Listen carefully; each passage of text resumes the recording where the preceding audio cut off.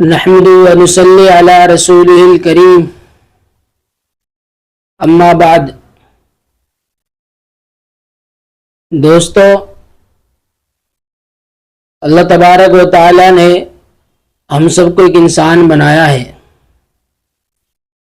اور انسان کے ناطے ہمارے اوپر یہ چیز فرض ہے کہ ہم اللہ تبارک و تعالی کی بتائی ہوئی باتوں پر عمل کریں۔ جب ایک انسان ایمان لے کر آ گیا اور اس نے ایمان کو قبول کر لیا تو اب اس انسان کو اوپر لازم ہے کہ اللہ کی طرف سے جو فیصلے ہوں اللہ کی طرف سے جو فیصلے ہوں ان پر وہ انسان راضی رہے، چاہے وہ فیصلے اس کے حق میں اچھے ہوں یا وہ فیصلے اس کے حق میں اچھے نہ ہوں، بس وہ اس بات پر راضی ہو کہ میرے اوپر جو فیصلہ ہو رہا ہے وہ اللہ کی تقدیر ہے، وہ اللہ کی طرف سے ہے۔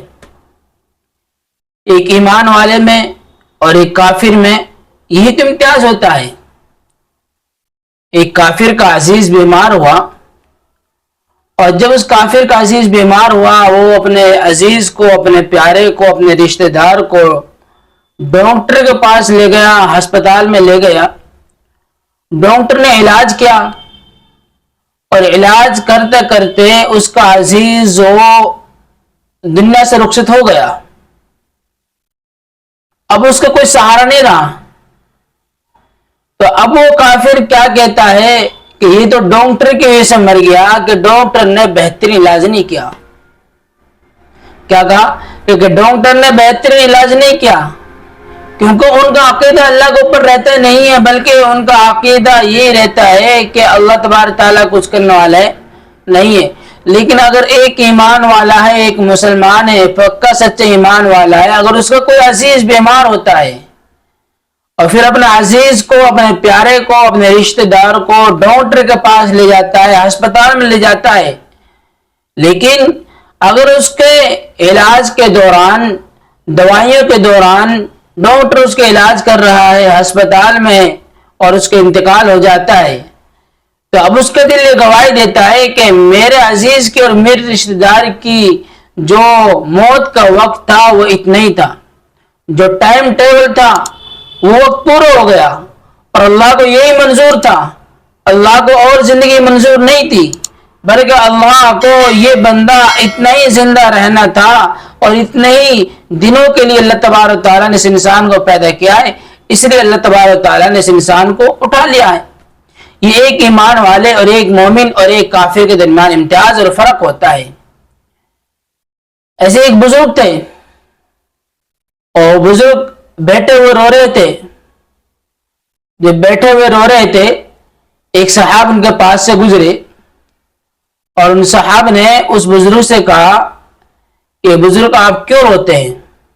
کیا بات ہے کہ آپ رو رہے ہیں؟ اس نے کہا کہ مجھے بھوک لگی ہوئی ہے۔ کیا کہا؟ کہ مجھے بھوک لگی ہوئی ہے، اس وجہ سے رو رہا ہوں۔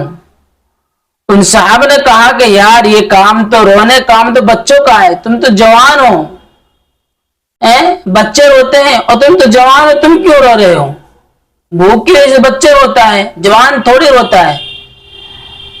اس نے کہا کہ اللہ تبارک و تعالیٰ کو میرا یہ رونا ہی پسند آ رہا ہے۔ بعض دفعہ ایسا ہوتا ہے کہ اللہ تبارک و تعالیٰ اپنے بندے کو رونا دیکھتے ہوئے اللہ کو بہت پسند آتا ہے، اس لیے میں رو رہا ہوں۔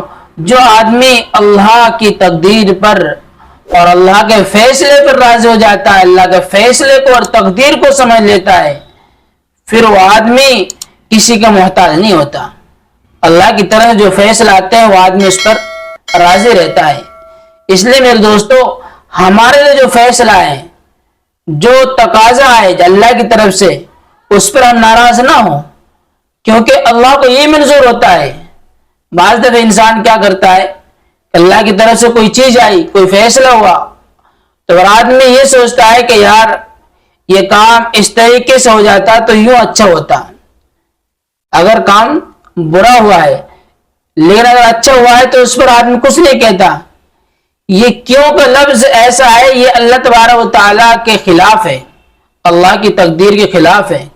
اس لیے مومن کی شان تو ہے ہی نہیں ہے کہ مومن اللہ کی تقدیر کے خلاف چلے، بلکہ اس کو تو اللہ کی تقدیر پہ ہی راضی رہنا ہے۔